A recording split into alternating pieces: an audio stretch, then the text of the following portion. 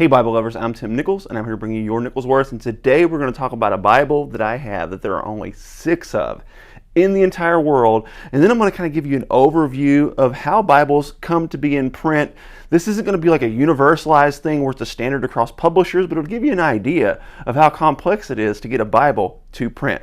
So if you remember, some time ago I reviewed the Warner New Testament, and this is in a red goat skin, has the silver gilding, has the single column with the beautiful drop caps, large print, New Testament only, and you all seem to really like this. So I wanted to show you a prototype. This is a prototype Bible that he made just to kind of get an idea of how he wanted this to look in the end product. So details weren't important here. They weren't trying to get everything perfect. A little unique feature in this that I thought was interesting is there's a little ribbon inside the box that you use to pull your Bible up, and then you can grab it without having to reach down in the box. Makes it storing in the box really easy. Publishers, that's innovative. Get a hold of this idea. That's pretty slick. And a very nice box. He didn't play around, especially with a hardback.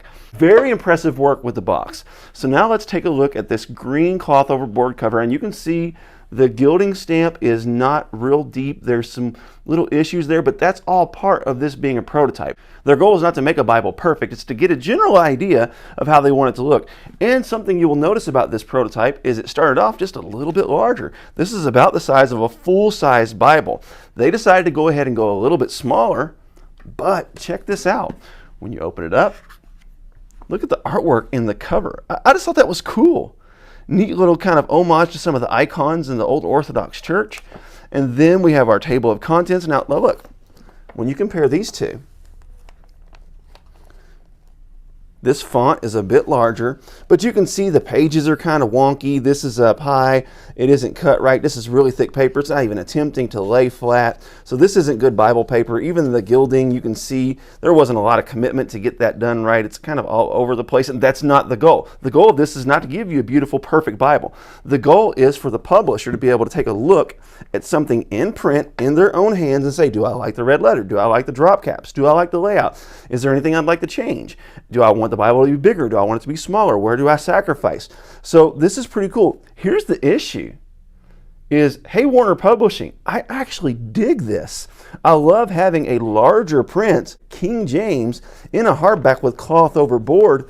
You all may want to consider bringing this thing into production. This is excellent. And if you think that Warner needs to bring this into production, let them know by letting them know you watched this video. Send them a message on Facebook. They do have a Facebook page. I'll go ahead and link that as well. They also have a website that I'll link where you can contact them. And if he gets enough inquiries about this, this is a small publisher. Smaller publisher means easier to move the hand. So if you get 300 or 400 people interested in this, there's a good chance this thing might end up in print. I don't know. I don't have any power or authority there, but I'd say the chances go up the more people that want it, and I think this is pretty cool. So if this is something you like to see, then hey, reach out to Warner and let them know this is something you like to see.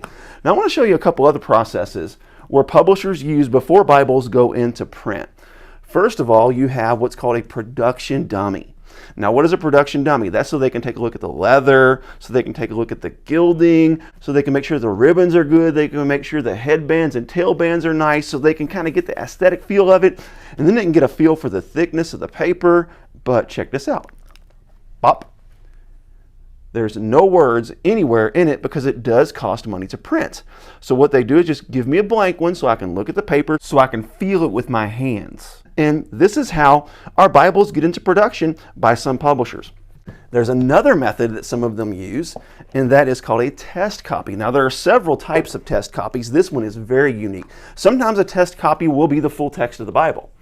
But sometimes a test copy, you got your goat skin, you've got all the features that you would see in your Bible. But sometimes a test copy, check it out. It starts in Exodus chapter 5, and it just repeats over and over again. So we have Exodus chapter 5 through 29-ish, but you see this is where it's going to cost a little bit of money because you have your red accents and you have your references. But instead of printing the whole thing and having all that completed, you just have certain portions of it all the way through. Matter of fact, when you get to the end, you do have your maps, but no concordance. It just ends right where it started in the book of Exodus. This is wild, but you get to see your art gilding, you get to see all the extra little features, but you reduce cost a little bit by not printing the entire Bible in the red letters and all that other stuff. Now, the next step, and again, I'm not speaking on behalf of these publishers, I'm just sharing my experience as a reviewer and things that I've seen because I have a little bit more of an inside view on these things, is what they'll do is an early release copy. The printer will send 5, 6, 7, 8 copies. It depends on the amount of the run and how many the publisher needs in order for all their team to look at. But once that process is done and they've looked at a few of them, they will often send them to people like myself, reviewers. This is the Ancient Faith Study Bible from Holman. When this came out, it's like sometimes 2 or 3 months before a Bible will come out, we will get an early copy so we can kind of look at it and give the publisher feedback before it hits the public. It also gives us a chance to show it to you, a potential buyer, before you sink money into it to see if it's something you even like. And there have actually been times where reviewers have caught something in a Bible before it went public, and they were actually able to hold back on that and get some things fixed. I have had personal experience in that arena myself, but this was an early copy, and this is the exact same thing. It's not numbered, there's nothing special about it, it's just an early release. Now, they do make test copies that are the entire Bible. Sometimes that can be something pretty special, but even that, you're not going to know because it's not marked, and generally speaking, the publishers keep the test copies. With all that said, if you found this video informative and helpful, go ahead and give it a like, go ahead and subscribe to my channel if you haven't so far. If you really like this New Testament in the King James with the hardback, gilding, good size, nice large font, that looks to be probably at least a 12-point font. I'll go ahead and put the full review to this layout in the video description and on the end screen. But if you'd like to see something like this come into print, little publisher, little hand, easy to move. Message them and let them know you'd love to see this thing. God bless you. Keep calm. Jesus on. This is your Nicholsworth.